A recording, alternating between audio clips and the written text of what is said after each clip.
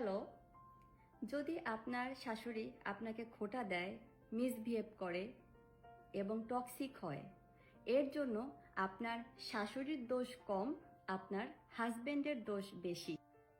একটা শাশুড়ি ততক্ষণই টক্সিক হতে পারে যতক্ষণ আপনার হাজবেন্ড এটাকে অ্যালাউ করছে। আপনার সব সময় এটা শুনতে হয়, ওনার তো নেচারই এমনই, তুমি একটু ইগনোর করো।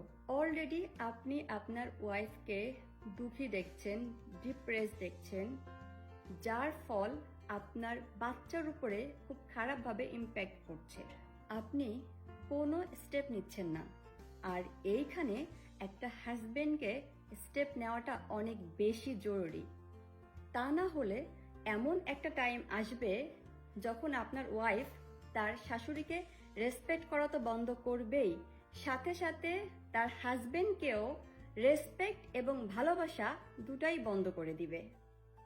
এই জন্যই support and respect your partner when you know it's necessary.